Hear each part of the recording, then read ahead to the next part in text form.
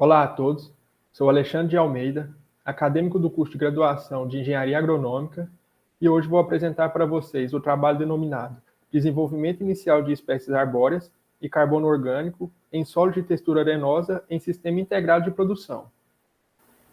Os autores do trabalho são Alexandre de Almeida e Silva, João Pedro Lima Batista Cruz, Marcos de Souza Bezerra, Samila Cristiele Rodrigues Martins, Rafael Coelho Barros, Fernando Dorta Mendes de Souza, Alexandre Ullmann, Danilo Marcelo Aires dos Santos e Michele Ribeiro Ramos.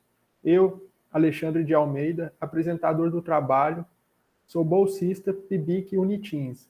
A área do trabalho é Ciências Agrárias. O estado do Tocantins é uma das últimas fronteiras agrícolas do país. A agropecuária é responsável por grande parte do PIB estadual e está em grande crescimento. Deste modo, áreas nativas estão sendo direcionadas para a agricultura e pecuária. O objetivo desse trabalho foi avaliar o desenvolvimento inicial de espécies arbóreas e a quantidade de carbono orgânico no solo em um sistema integrado de floresta e pastagem, sobre um solo de textura arenosa.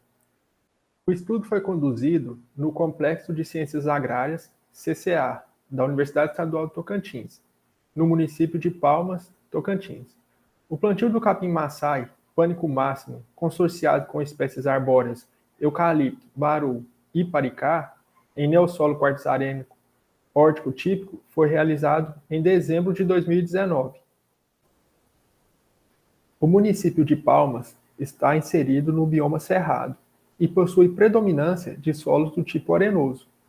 Esses solos possuem algumas fragilidades, como baixa fertilidade química, susceptibilidade à erosão e pouca retenção de água. Uma forma de melhorar os condicionantes físicos, químicos e biológicos desse solo é com a incorporação de matéria orgânica e, consequentemente, carbono orgânico total. O carbono orgânico total é visto como um dos indicadores mais úteis na avaliação da qualidade do solo, pois exerce efeito direto e benéfico na retenção de água do solo, formação de agregados, pH, capacidade de troca catiônica. Deste modo, pode transformar solos frágeis e degradados em solos produtivos. Em janeiro de 2020, após o plantio das mudas das espécies arbóreas, foi feita uma gradagem na entrelinha das espécies arbóreas e, em seguida, foi feita a semeadura a lanço do capim-maçai. O uso de espécies de capim, integrado com espécies arbóreas, promove um incremento de matéria orgânica, beneficiam o processo de ciclagem de nutrientes e melhoram a retenção e acumulação de carbono orgânico total no solo. A avaliação dos parâmetros morfológicos das espécies arbóreas foi realizada 18 meses após o plantio. Utilizou-se a metodologia da Universidade Federal de Viçosa, onde ocorreu a medida da altura aérea total da planta e o diâmetro do coleto.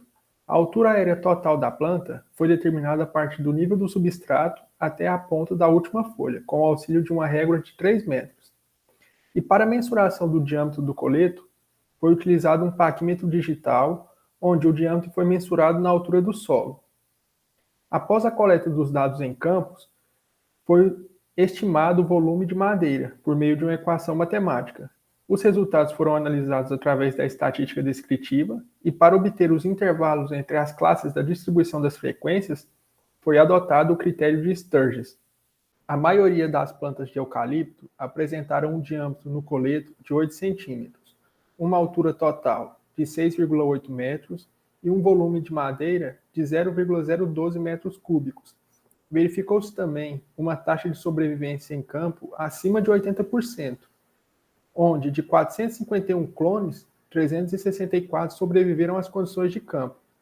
O desvio padrão para os dados do diâmetro do coleto foi de 0,021 metros, para a altura total foi de 1,22 metros e para o volume de madeira foi de 0,01 metros cúbicos.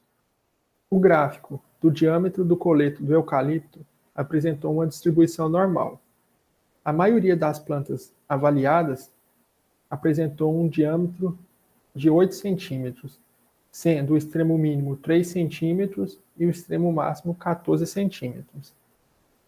A maioria das plantas de eucalipto avaliadas apresentou uma altura média de 6,76, sendo a altura mínima verificada 2,68 metros e a altura máxima verificada 8,8 metros. Para o volume de madeira de eucalipto, a maioria das plantas apresentaram uma volumetria de 0,012 metros cúbicos, sendo a volumetria máxima 0,058 metros cúbicos e a volumetria mínima 0,06 metros cúbicos. A maioria das plantas de paricá apresentaram um diâmetro no coleto de 4,8 centímetros, uma altura total de 2,82 metros e um volume de madeira de 0,02 metros cúbicos. Verificou-se também uma sobrevivência em campo de 79,1, onde, de 187 mudas plantadas, 148 sobreviveram às condições de campo. O desvio padrão para os dados do diâmetro do coleto foi de 0,015 metros, para a altura total foi de 0,75 metros, para o volume da madeira foi de 0,002 metros cúbicos.